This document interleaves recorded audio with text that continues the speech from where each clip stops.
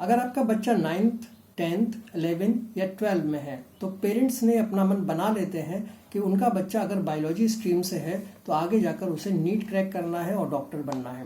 यही बात कुछ बच्चों के मन में भी आती है और इसीलिए अब पेरेंट्स जो है आमतौर पे ऐसे बच्चों को अच्छे स्कूल्स में दाखिला दिला देते हैं, उनको बायोलॉजी को प्रिपेयर करने को बोल देते हैं और उनसे बोलते हैं कि आप ज़्यादा से ज़्यादा कोशिश करिए कि आप नीट को क्वालिफाई करें। लेकिन सवाल ये होता है कि डॉक्टर बनने का जो सपना है वो इतना आसान है क्या कि आपने सोचा और आप डॉक्टर बन जाए। हालांकि डॉक्टर एक बड़ा सम्मानित पेशा है, बड़ा ही रेस्पेक्टेड पेशा है और बड़ा इसके अंदर बच्चों का बड़ा ड्रीम होता है डॉक्टर बनना। माँ बाप भी अक्सर ये कोशिश करते हैं कि किसी तरह से बच्चा जो है वो इंटर के बाद नीट का क्वालिफाई कर ले और वो डॉक्टर बन जाए, क्योंकि बड़ा रेस्पेक्टेड पेशा है, बड़ी इसमें कमाई है और बड़ा ही सिक्योर पेशा है, सिक्योर प्रोफेशन है। तो इसीलिए वो लोग कोशिश करते हैं पेरेंट्स की बच्चा उनका नीट क्वालिफाई करे और फिर उसके बाद वो MBBS में उसको दाखिला मिल जाए।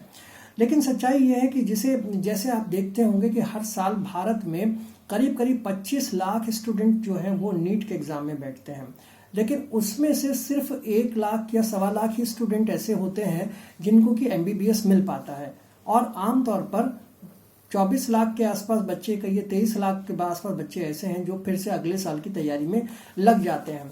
इसका मतलब क्या हुआ कि अगर आपको नीट के बारे में बात करनी है तो फिर नीट के लिए आपको थोड़ा अलग से करना पड़ेगा, आपको बहुत मेहनत करनी पड़ेगी, आपको दूसरे बच्चों से अलग बनना पड़ेगा, यूनिक बनना पड़ेगा और आपकी जो मेहनत है वो एक बड़े कंपटीशन के हिसाब से होनी चाहिए। आपकी मानसिकता भी उस तरह की होनी चाहिए, आपको मेंटल लेवल भी उस तरह का होना चाहिए कि मुझे डॉक्टर बनना है तो उसके लिए आपको कैसी प्रिपरेशन करनी चाहिए। इसका मतलब ये नहीं है कि नीट बहुत टफ है और ये फिर होगा ही नहीं या किसी से नहीं होगा, ऐसा नहीं है। लोग 1 लाख लोग निकालते हैं और MBBS में हर साल एडमिशन भी लेते हैं, लेकिन ये सपना जो है इतना आसान नहीं है। अगर आपको ये वास्तव में पता है कि आपने मन से सोच लिया कि मुझे डॉक्टर बनना है, MBBS करना है, या बायोलॉजी मुझे अच्छी लगती है, बायोलॉजी से मुझे लव है, बायोलॉजी को मैं फील करता हूँ या करती हूँ, तभी आपको MBBS की तरफ जाना चाहिए। क्योंकि आपको ये जानकर बड़ी हैरानी होगी कि हर साल इतने सारे बच्चे बैठते हैं, बड़ी मेहनत करते हैं और उसके बावजूद भी उनको सफलता नहीं मिलती। लेकिन यहाँ पे कमी रहती है उनके डेडिकेशन की, और अगर वो सही से डेडिकेशन से काम करें, डिसिप्लिन से काम करें, तो फिर उनको ये MBBS की सीट मिल सकती है। मगर कंपटीशन इतना ज़्यादा है कि वो कंपटीशन को क्रैक करने के लिए उस तरह की मेहनत आमतौर पर नहीं कर पाते जिस तरह की मेहनत उनको करनी चाहिए। नीट, हर आदमी चाहता है कि नीट क्वालिफाई हो, नीट को क्रैक किया जाए, स्टूडेंट्स भी चाहते हैं, पेरेंट्स भी चाहते हैं, लेकिन कुछ ऐसी चीज़ें हैं जो उन्हें करनी चाहिए। अगर वो करेंगे तो फिर नीट को क्रैक करना आसान है। मैं आपको बताता हूँ कुछ ऐसी 5-6 चीज़ें जिनको अगर आप करेंगे तो नीट को क्वालिफाई करना या नीट को क्रैक करना थोड़ा आसान हो जाएगा। जैसे पहली बात अगर हम बात करें तो मेहनत और डिसिप्लिन की। आपको मेहनत तो करनी है और डिसिप्लिन से भी करनी है। मतलब ये हुआ कि डॉक्टर का जो एग्ज़ाम है या नीट का जो एग्ज़ाम है वो कोई छोटा मोटा एग्ज़ाम नहीं है। ये इंडिया के जो बड़े कॉम्पिटिटिव एग्ज़ाम्स हैं उनमें से एक है और इसमें मेहनत बहुत ज़्यादा है। नीट के स्टूडेंट को अगर सफल होना है तो उसको डिसिप्लिन से हर रोज़ और रोज़, ऐसा नहीं कि एक दिन छोड़ दिया, दूसरे दिन छोड़ दिया, रोज़, प्रतिदिन, हर रोज़, डेली उसको मेहनत करनी है और अपनी चीज़ों को उसको मैनेज करना है, टाइम को मैनेज करना है और डिसिप्लिन के साथ काम करना है, मेहनत करनी है। अभी डिसिप्लिन इसमें कहाँ से आएगा? डिसिप्लिन का मतलब ये है कि अगर आपने ये तय किया है कि मुझे एक चैप्टर कोई भी फिजिक्स, केमिस्ट्री या बायोलॉजी का आज करना है तो वो आज ही करना पड़ेगा और उसके क्वेश्चंस आज करने तो आज ही करने पड़ेंगे। आप कोई चीज़ स्किप नहीं कर सकते।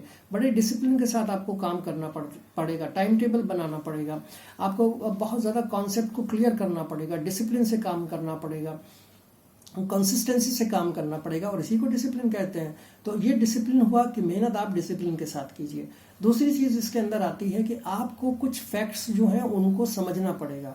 जैसे कि फिजिक्स, केमिस्ट्री और बायोलॉजी के जो ये सारे क्वेश्चन जो आते हैं नीट के अंदर वो NCERT बेस होते हैं। तो आपको फिजिक्स, केमिस्ट्री और बायोलॉजी की जो NCERT की किताबें हैं उनको बहुत अंदर तक जाकर बिल्कुल एक एक टॉपिक को क्लियर करना पड़ेगा।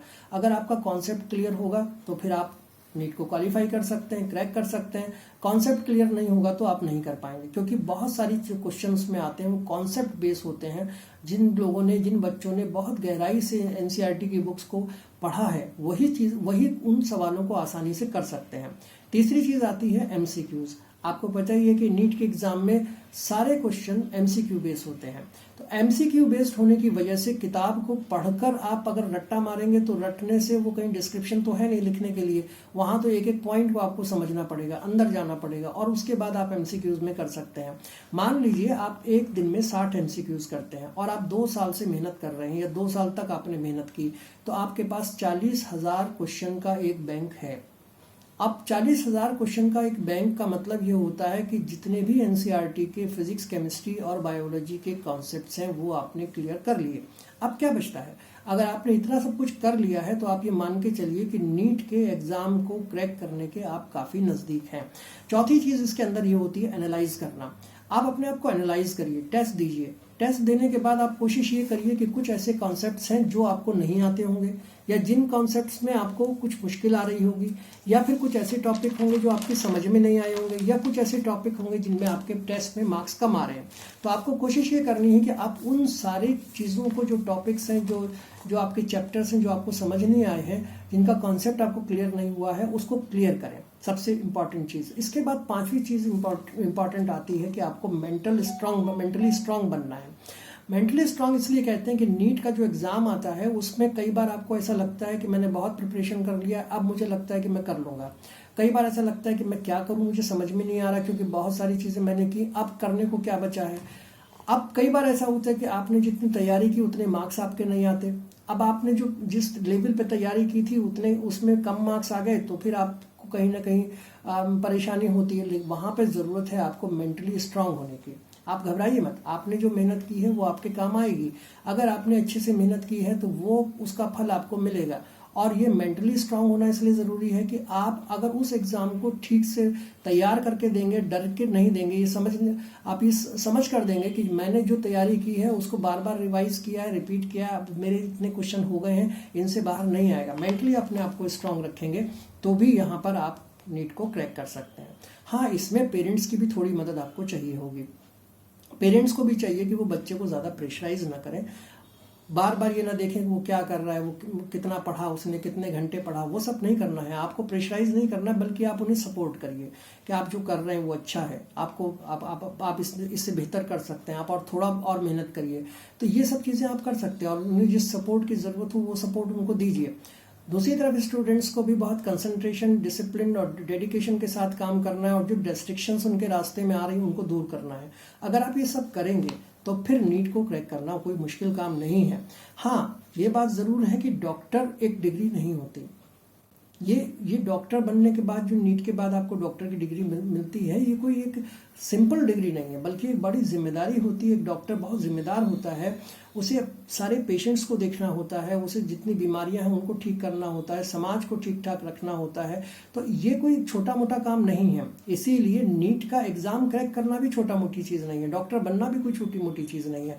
हाँ, लेकिन अगर आपका सपना है कि आप डॉक्टर बनना चाहते हैं तो डेडिकेशन और बहुत ही कंसंट्रेशन और बहुत ही डिसिप्लिन के साथ मेहनत करनी पड़ेगी। अगर आपको अपना सपना पूरा करना है और आप ये चाहते हैं कि आप डॉक्टर बने, तो फिर आपको अपने सपने को पूरा करने के लिए जी जान लगानी पड़ेगी। आपको ये मेरा वीडियो कैसा लगा, इस पर अपनी राय ज़रूर दीजिएगा। लाइक कीजिएगा, शेयर कीजिएगा, कमेंट कीजिएगा और मेरे चैनल को सब्सक्राइब भी कीजिएगा। Thank you.